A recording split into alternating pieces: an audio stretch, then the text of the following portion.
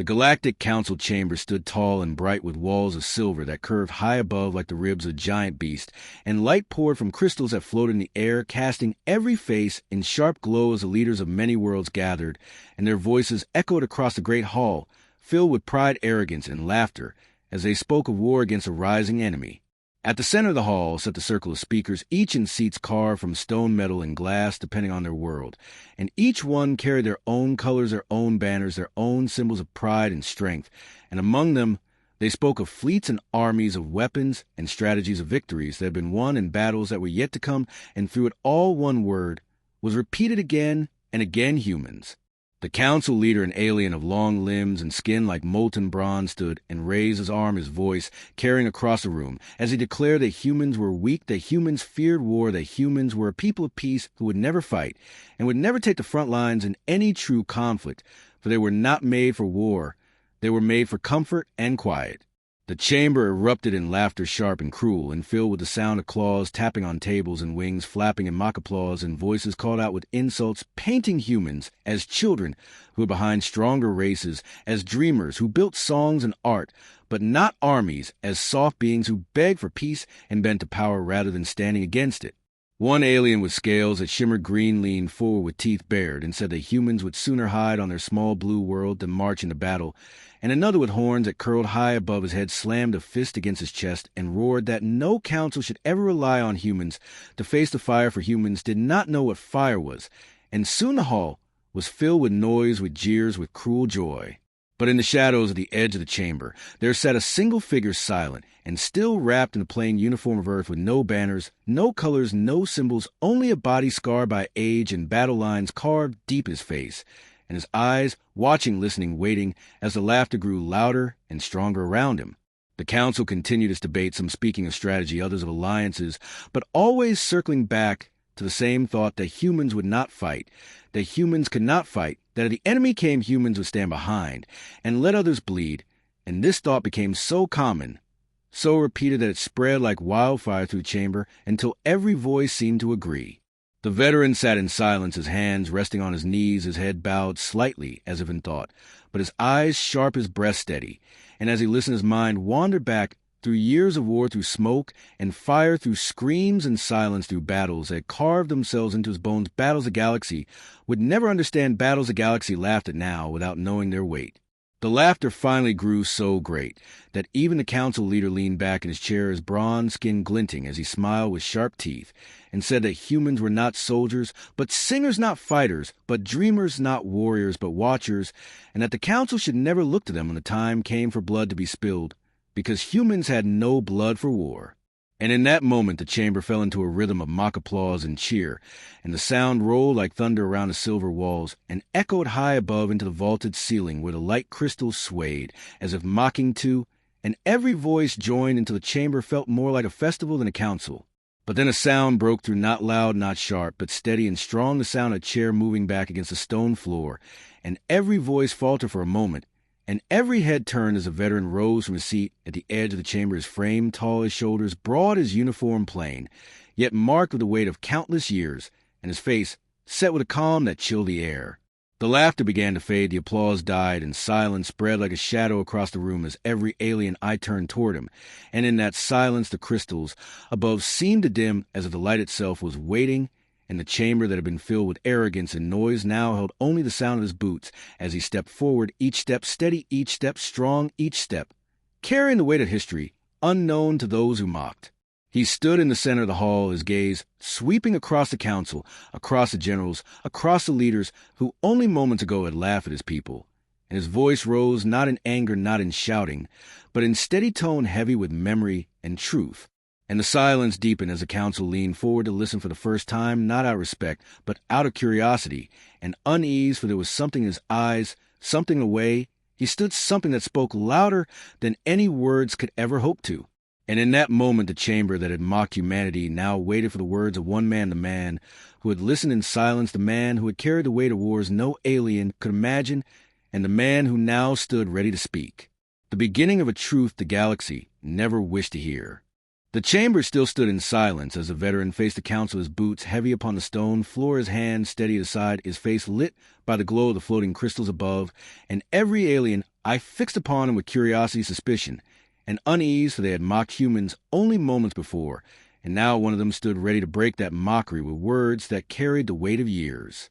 The council leader leaned back, his molten bronze skin shining faintly, his long fingers tapping the arm of his seat, as his voice rang out across the hall, asking why the human had risen, asking what he would say when the council had already spoken, that his people were dreamers, not fighters, that his people were soft, not strong, that his people were shadows in battle and never warriors in the light.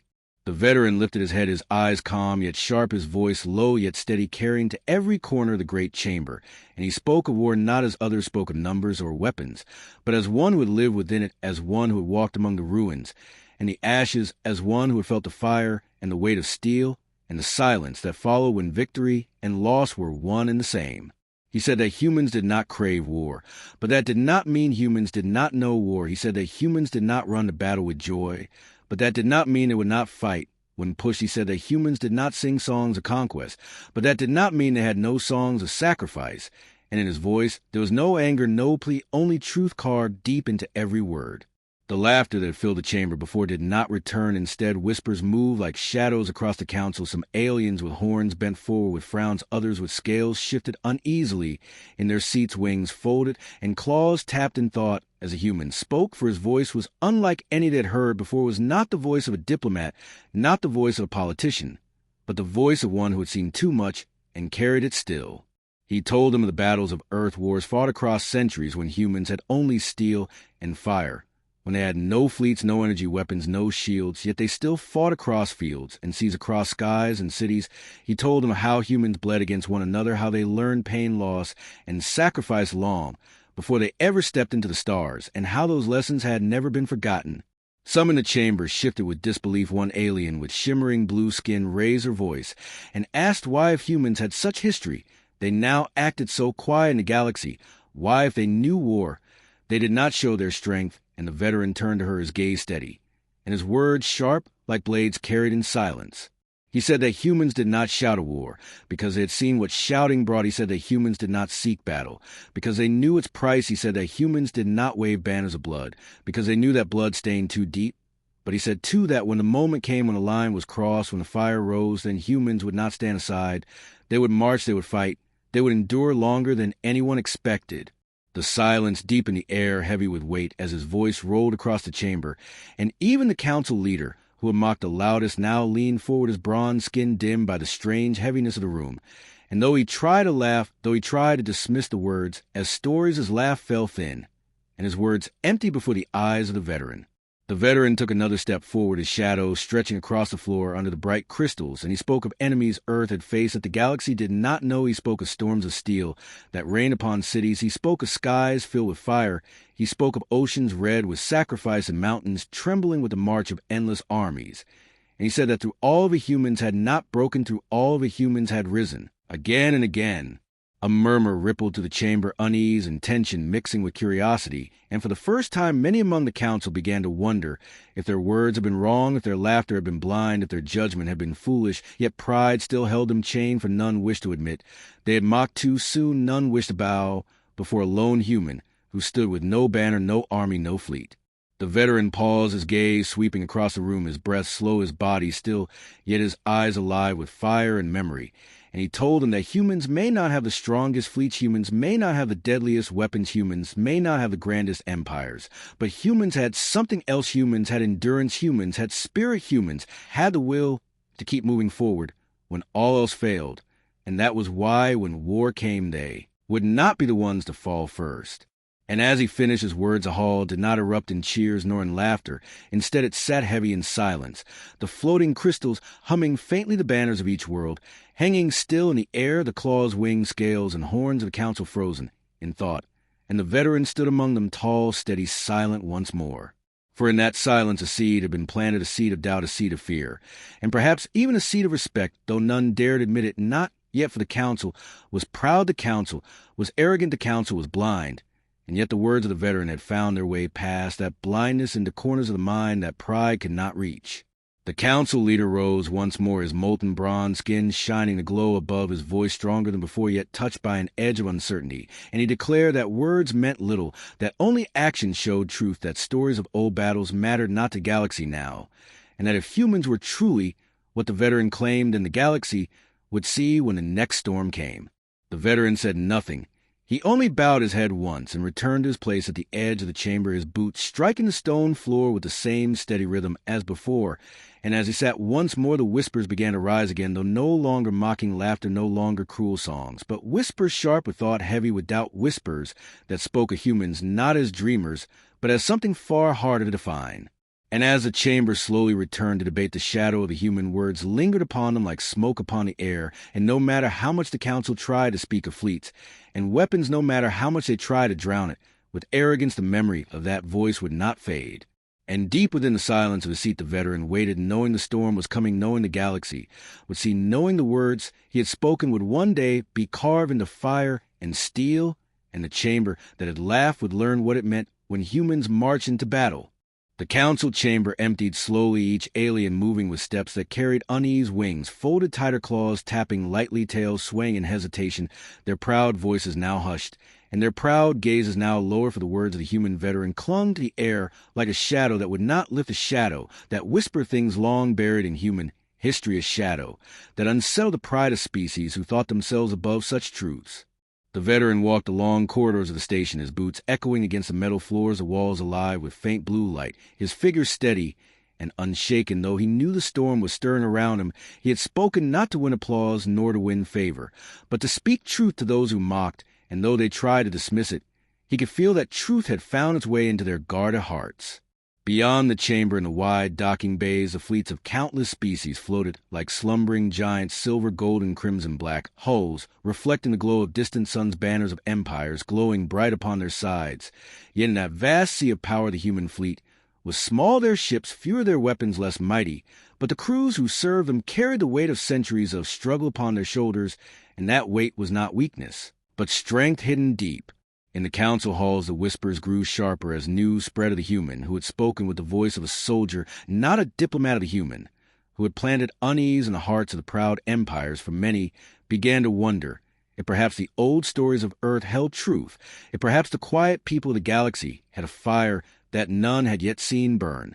Yet far from the council chambers, beyond the light of the station, beyond the reach of the fleets, a darker force stirred upon the edges of known space, a gathering storm born not of pride, but hunger, a race that had no council, no debate, no laughter, only the endless march of conquest, their ships black and jagged, their voices a chorus of silence, their purpose simple, to consume, to erase, to leave nothing behind but ruin and ash.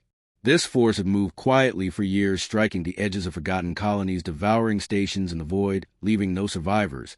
And yet their advance had been hidden by shadows, hidden by distance, hidden by the arrogance of the council, who saw only what they wished to see and refused to believe warnings that did not suit their pride. But the veteran knew, for he had seen fragments of their wrath during his time in service. He had seen survivors broken and trembling. He had seen worlds abandoned too quickly for help to arrive. He had read the silent reports buried by bureaucrats who feared panic more than they feared truth, and he knew the storm was coming closer each day. As he walked the corridors, his mind returned to the chamber, to the laughter, to the silence, and to the words he had spoken, and he wondered if they would remember when the storm arrived, that they would recall that humans did not shout a war because they had lived it, if they would remember that humans did not run from war. When it came, if they would remember that when the fire fell, humans would stand. Meanwhile, upon the surface of Earth, far below the stars, humanity lived in quiet, strength cities, shining with lights that reached the heavens, oceans rolling with waves that carried both memory and hope, forests whispering with ancient voices that had seen centuries pass, and people who lived their lives in peace, yet carried within their blood the endurance of generations who had endured battle, famine, plague, and despair, and still risen again. Among them young soldiers trained in silence, knowing that while peace was precious, it was never guaranteed, that while the Galaxy laughed at them, there might come a day when laughter turned to cries for help, and they would be called not as conquerors, but as protectors, and they prepared not for glory, but for survival, not for conquest, but for the moment when all else broke. Back upon the station, the council debated in endless circles, some dismissing the veteran as a relic, others whispering of shadows at the edge of space, but none willing to speak too loudly, for pride chained their tongues still, and fear chained their hearts, still yet among their aides, among their guards, among the young, who listened for the edges. Whispers grew stronger, whispers that perhaps the human had spoken truth, whispers that perhaps the galaxy was not ready for what was coming. The veteran stood upon the viewing deck, alone, his eyes on stars, endless fields of silver fire stretching across the void, his reflection dim upon the glass.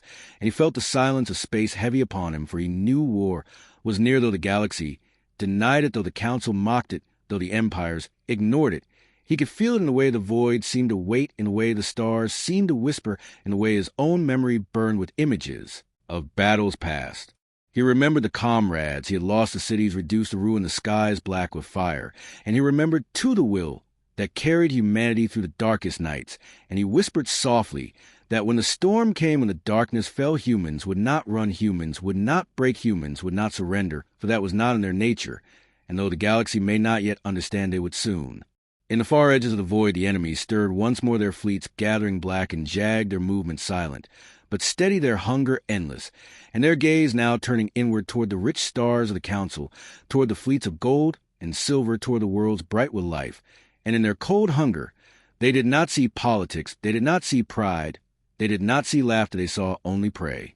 And so the path was set, the storm moving closer with each passing moment, the council blind, the empires proud, the veteran waiting, and the humans ready, though the galaxy still thought them dreamers, though the galaxy still thought them weak, though the galaxy still thought them shadows, for soon truth would rise, and soon fire would fall, and soon the galaxy would learn. The viewing deck lights dimmed, the stars shone brighter, the hum of the station deepened, and the veteran remained still, eyes upon the void, for he knew that silence was only the breath before the storm, and he was ready to breathe it. The station hung silent above the blue curve of a distant world, its lights glowing faint against the endless black of space. And within its vast corridors a mood had changed since the human veteran had spoken, for his words had spread like quiet fire through the halls, through the chambers, and even through the fleets anchored in orbit, whispers moving faster than official decrees, whispers that carried both fear and curiosity, for the galaxy had laughed at humans for so long that none had thought to question what might lie hidden in their silence. The council gathered again, their voices sharp and restless, wings shifting, claws tapping, tendrils waving, as each species tried to regain control of the narrative. Some shouted that the veteran was a relic of ancient violence, others murmured that perhaps his warnings deserved attention. Yet pride still ruled the chamber, pride that had blinded them for centuries, pride that now held their tongues from admitting that shadows at the edge of space might be more than rumor. The veteran stood apart, watching the debate through narrow eyes, his scarred hands clasped behind his back, his presence quiet yet heavy, for though he no longer wore the uniform or wore the weight of his past, lingered in every breath and every gaze, and he could see how they avoided his eyes, how they sought to dismiss him, yet could not truly silence the unease that grew within them. Beyond the station, far out in the darkness, a convoy of ships traveled to the void, their hulls bearing the crest of a proud empire, their holds filled with rare minerals and supplies meant for distant colonies. They moved with the ease of those who believed themselves safe under protection of fleets and treaties. But in the cold silence, the outer rim, their safety was an illusion, for shadows moved unseen, their jagged ships cutting to the black like blades, their presence cloaked, their hunger vast and merciless. The convoy never saw the enemy approach. The first strike came without warning, a sudden flash of light, a tearing of hull screams carried through broken calms and silence, as black ships surrounded them, their forms sharp and alien weapons tearing metal apart. In seconds, escape pods launched only to be swallowed in fire. Pleas for help crackled across long-range channels. But the distance was too great. By the time the council received word, nothing remained but fragments spinning through the void. When the news reached the station, the chamber fell into chaos, voices rising in shock wings, spreading wide tails, thrashing against the floor, the prideful voices who had laughed days before now trembled.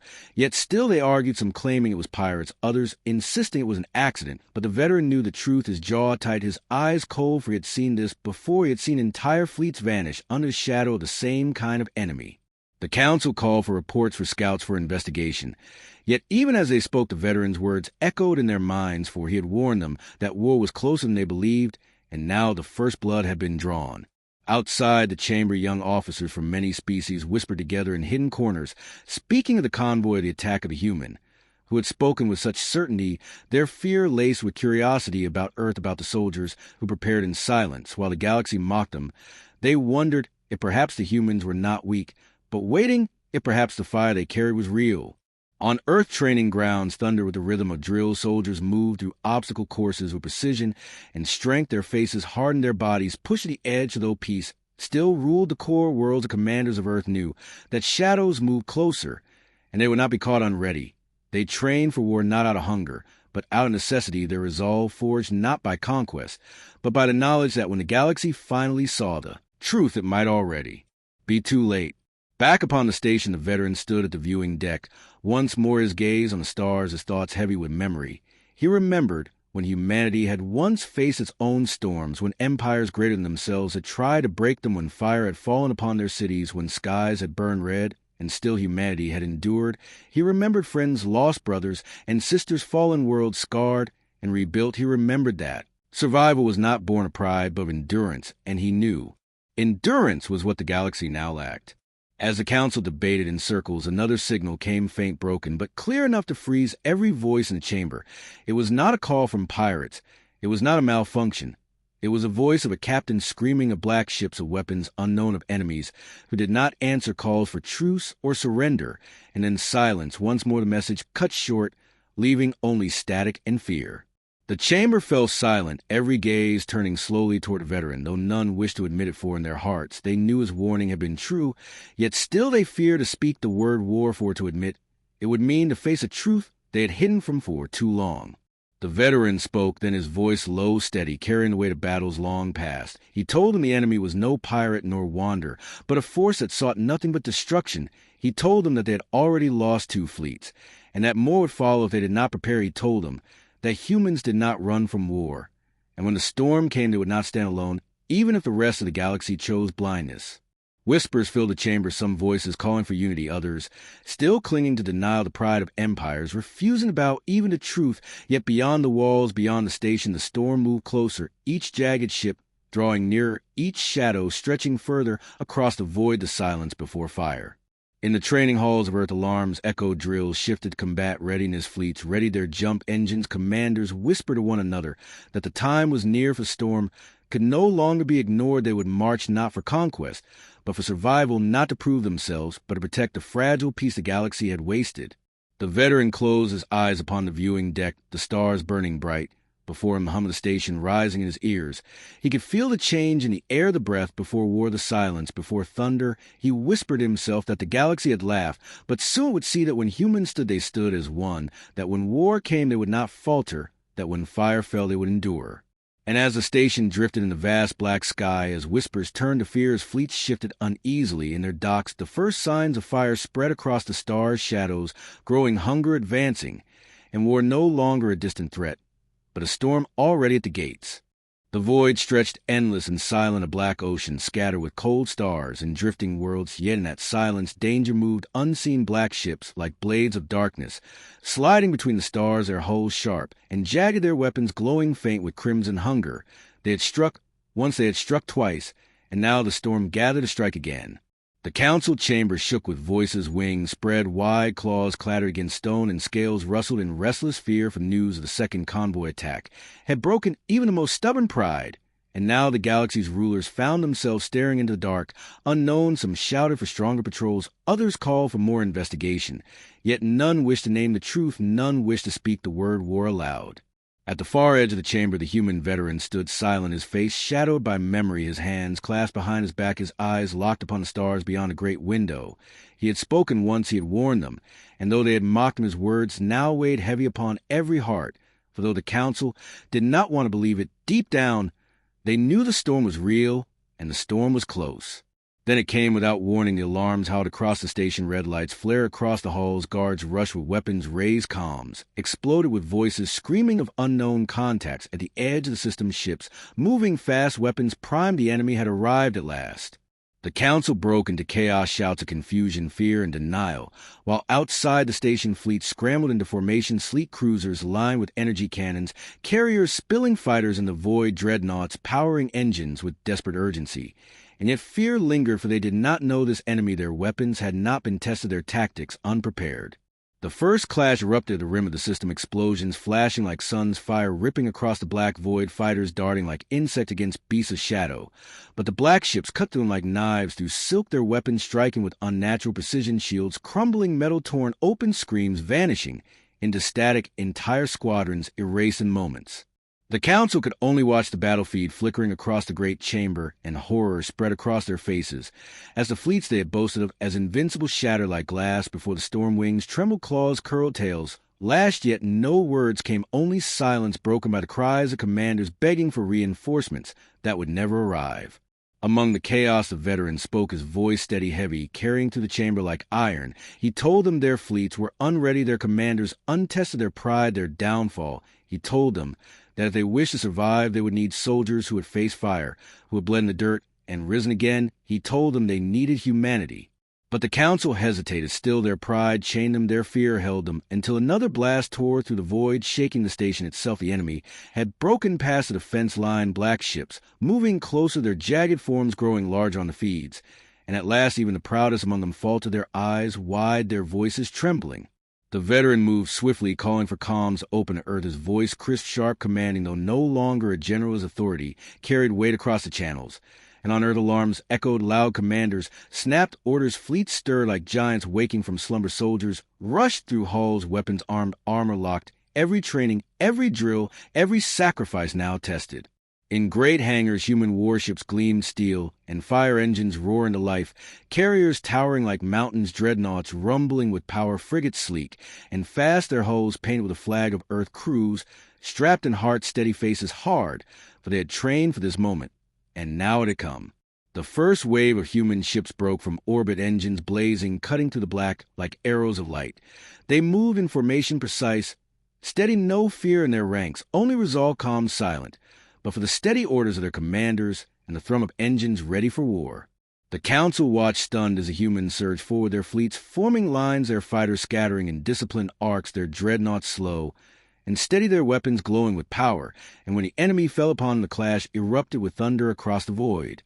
Black ships struck with savage speed, weapons tearing through shields, but the humans did not break their formations, held steady their defenses, layered their counterfire, precise volleys of energy, lashing against shadowed hulls, detonations, lighting the dark wreckage, scattering across the void, yet still the humans pressed forward, never faltering, never scattering. The veteran stood at the viewing deck, his eyes locked on the battle, his voice whispering steady, for though the storm raged outside, he could see his people standing strong. He could see them pushing back where others had fled. He could see the fire of humanity burning bright across the cold void.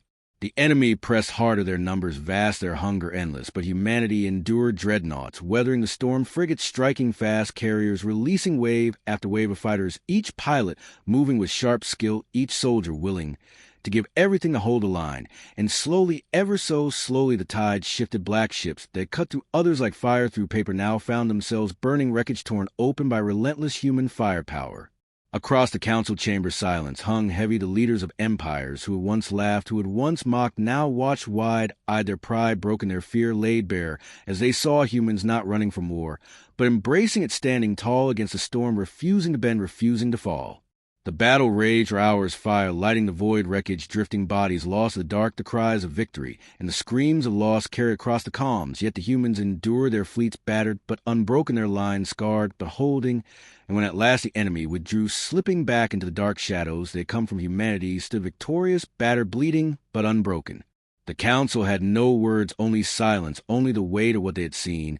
And the veteran turned to them, his voice steady, his eyes sharp. He told them this was only the beginning. The storm had only just begun, and the galaxy would face fire greater than this. He told them humanity would fight, not for conquest, not for pride, but for survival. And if the galaxy wished to endure, it would need to stand with them. But even as he spoke, the council still hesitated. Fear and pride still chained their tongues, and so the veteran turned away his gaze once more upon the stars, his heart heavy, yet steady, for he knew humanity would fight with, or without them humanity would endure with, or without them, and when the storm came in full force, humanity would be the fire in the dark. And out there beyond the stars and silence of the void, the enemy gathered once more, their black ships, swarming their weapons, glowing, their hunger unending. For the first battle had been but a test, and the true storm was yet to come. The stars burned cold in the black expanse, their silent fire watching as ships drifted ruined wrecks of steel and shattered bodies drifting in endless silence, reminders of the battle that had scarred the void only days before, yet those silence ruled the wreckage life, still clung fiercely from the heart of the human fleets. Survivors worked tirelessly repairing, rearming, and readying for the war that they knew was only just beginning. The veteran stood within the command deck of a carrier, vast halls humming with energy engines, trembling with restrained power, his eyes sweeping across screens filled with lists of casualties, tactical readouts, and endless reports of loss. And yet his gaze held no despair, for he had seen worse. He had endured worse. And he knew this battle, though costly, was proof humanity could endure what others could not. Around the galaxy, the council still debated, their chambers filled with voices, wings beating in nervous rhythm, tails lashing in uneasy scales, shimmering with fear. Yet despite the evidence, despite the fire they had witnessed with their own eyes, pride still bound them, chains stronger than any iron. Some called for retreat to safer worlds, some demanded treaties with the unknown enemy, some whispered that perhaps surrender was the only way for survival yet. Their words rang hollow, for the shadow ships had offered no peace, no demand, no voice, only hunger and fire. In the shadows of those debates, whispers spread across the stars, whispers of humanity, whispers of soldiers who did not break, who did not flee, whispers of warships that held the line where others had fallen. Entire colonies spoke the name of Earth, as if it were a shield of fire, a hope for survival. And though many rulers still hesitated, the people began to see truth. The storm was here, and only one species had proven willing to face it head-on. The veteran watched the feeds of council speeches, his face hard and his voice low as he spoke to commanders gathered around him. He told them the council would not move swiftly. He told them their leaders feared more for their thrones and their survival. And so he declared that humanity must move alone for now, not waiting, not begging, not bowing, but standing ready for the fire to come. And the commanders nodded their jaws, set their hearts steady, for they knew he spoke only truth. In vast hangars, human soldiers trained ceaselessly, their boots striking steel floors, their shouts echoing like thunder, rifles raised, and fire drills repeated until body and soul moved as one unity, forged in sweat and ire. New recruits stood alongside veterans, their faces young, but their eyes steady, knowing they fought not for conquest, not for glory, but for the right to live free upon the stars above them. War factories on Earth roared louder than ever, sparks flying, steel bending under fire, as more ships took form, dreadnoughts vast, as cities, frigates swift, as hunting blades, carriers mighty as mountains, each one rolling from dockyards like a beating heart of steel, every hand working with one thought: survival of their species, survival of their world, survival of all who would stand beside them. Meanwhile, in the dark unknown, the enemy gathered, unseen black ships swarming like locusts in endless numbers, their jagged hulls drinking in starlight, their weapons burning with crimson. Hunger, no voices, no signals, no words, only the silent advance of storm that hungered to consume everything in its path. Their fleets, vast, their numbers uncounted, and yet their movements silent until they chose to strike. It was then that the veteran called for a plan, not merely to defend, not merely to endure, but to prepare for war on a scale no one had dared to imagine. He told the commanders humanity could not wait for the storm to fall again upon their homes. They must strike first, not with reckless charge, but with strategy, with cunning, with fire tempered by patience. Scouts were dispatched, sleek ships slipping to the black, their engines silent, their signals hidden, eyes upon the void, searching for whispers of the enemy. And what they found chilled every heart, for where they drifted, they saw graveyards of worlds, planets, once rich, now left as skies burned, seas boiled, cities erased, without word, without warning, without survivors, only ruins echoing with silence. The feeds played before the commanders, of veterans silent, as he watched the destruction, his face carved in iron, his heart heavy yet not broken, for he turned to them and declared that this was proof the enemy offered nothing but annihilation, proof that surrender was death, proof that survival meant war without end until the shadow fleets were broken. So humanity prepared alliances, were whispered with smaller colonies who begged for protection, smaller fleets joining the human banner, citizens of alien worlds pledging to fight under human command, not for loyalty to Earth, but for survival, for fire they had seen in human soldiers was a fire they wished to follow, and slowly, bit by bit, the strength of Earth grew. The council could no longer deny what they saw, their people rising to demand action, their voices shouting in the streets, their banners lifted for unity with humanity. The rulers tried to stall, to resist, but the tide had turned, and slowly the walls of pride began to crack, yet still not enough for full union, not enough for full trust. The veteran knew this. He knew they would not commit until the storm broke upon their own doors, and so He prepared humanity to stand alone should the worst come. He walked the lines of soldiers, their faces turning to him, their eyes following his steps, his words, carrying through steel halls, telling them they were the fire that would not die, that they would be the blade that cut through the dark, that they would be the shield for those who could not shield themselves. And when the soldiers answered, their voices rose as thunder, a roar that filled the ship, a roar that echoed across the calms, a roar that spread across the fleets, until every man and woman stood, as one, a chorus of fire promising. They would not fall, they would not yield, they would not break, no matter how dark the storm, no matter how endless the shadow. Out in the stars, the enemy stirred vast fleets, turning engines, igniting black shadows, shifting like waves across an endless sea. And though no voice came, no word spoken of meaning, was clear the next strike would come soon, and when it came would fall not upon a convoy, not upon a border, but upon worlds, upon homes, upon billions of souls. And so humanity stood ready, engines, roaring weapons, primed hearts, steady fire burning in every soul. They knew the storm was coming, and they would meet it not with fear, not with silence, but with steel and fire, for though the galaxy still doubted, though the council still hesitated, humanity had already chosen their path. They would fight, they would endure, they would burn bright against the endless dark. And in the silence of the void, the veteran stood once more upon the command deck, his eyes upon the stars, his heart heavy yet steady, his mind whispering the truth. He had always known that when the storm came, it would not be council decrees or endless debates that saved them. It would be soldiers, it would be sacrifice, it would be the fire that would not die. The silence of the void shattered as alarms howled across the human fleet's crimson lights pulsing across steel corridors, engines roaring to life, soldiers rushing to their stations, their boots pounding metal decks, like thunder commanders shouting orders, voices crackling across comms. As the storm they had awaited had finally come, vast shadows appeared at the edge of the system, their jagged forms blotting out starlight, like an endless swarm, their hulls black and broken like nightmares forged into steel and hunger. The veteran stood upon the command deck, eyes locked on the swirling tide of enemy ships, his face carved with lines of war, his voice steady. As he spoke to fleet, he told them this was the moment, this was a trial for which they had prepared every drill, every scar, every loss leading to this. He told them the enemy brought only death and silence, and that they must answer with fire and steel, with courage and unity. And his words carried like lightning through the ship's kindling sparks into flame. The first wave struck a storm of crimson beams, tearing across the void, smashing into shields, ripping through armor ships, shuddering under the onslaught, yet the humans did not break. They fired back lances of light, ripping through blackened hulls, explosions blossoming like suns across the void, the clash of fleets, shaking the stars themselves. Fighters swarmed through chaos, weaving through fire like hunters of the sky, missiles streaking like meteors, tearing into the enemy lines. On distant worlds, citizens watched through trembling screens, fear clawing at their hearts, as they saw the swarm descend upon their defenders. Yet within that fear grew awe, for they saw human ships hold the line where others would have fled. They saw soldiers dive into battle without hesitation. They saw the fire that the veteran had spoken of, and slowly whispers spread to the worlds that perhaps hope still remained if humanity stood. The council chambers echoed with chaos, rulers shouting, wings beating tails, lashing as news poured into the invasion, whole fleets screaming for aid, systems falling under shadow, the council torn between retreat and battle. Yet their people cried for unity, cried for action, cried for survival.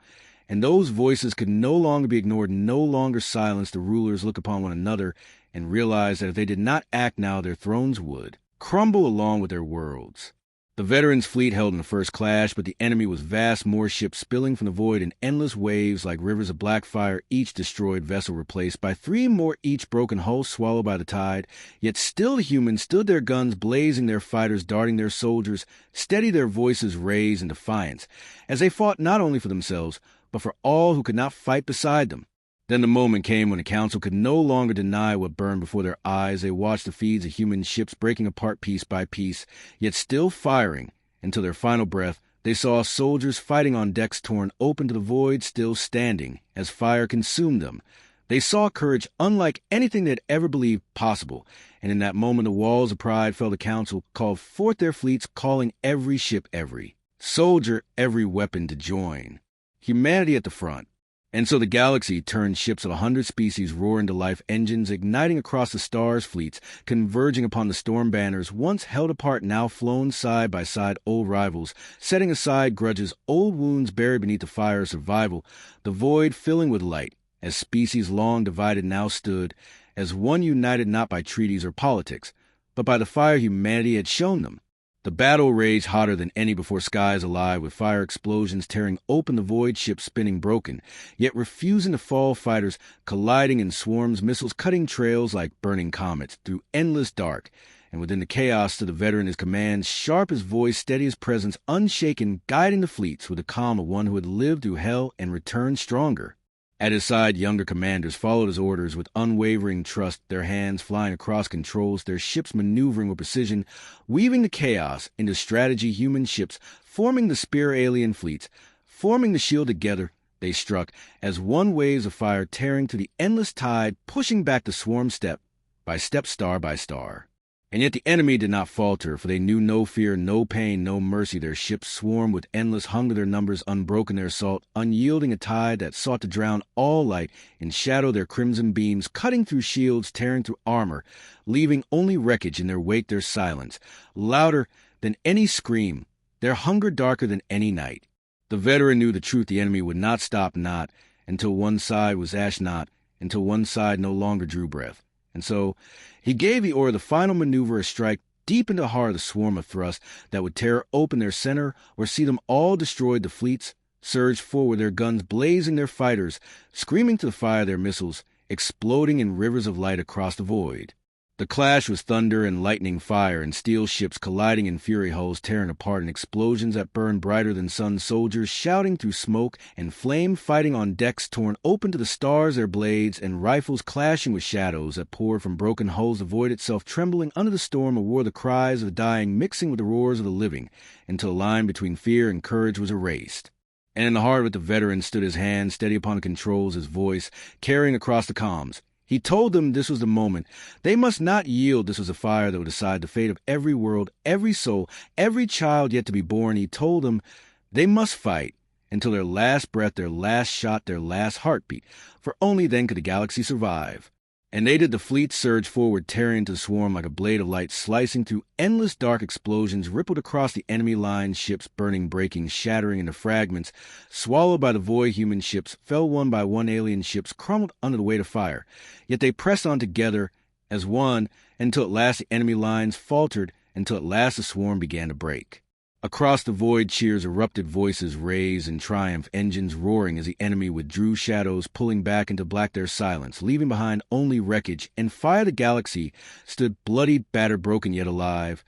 And in that moment the truth was clear: humanity had lit the fire, but it was unity that carried them through. And though the war was not over, though the storm would rise again, they now knew they could endure, they now knew they could fight as one. Upon the command deck, the veteran stood silent, his eyes upon the stars, his heart heavy with loss, yet steady with resolve. He knew this was only the beginning. The war would stretch across countless years, countless battles, countless scars. But now the galaxy no longer doubted, no longer denied humanity. They had proven their fire, they had proven their courage, and now they stood not alone, but with a galaxy at their side.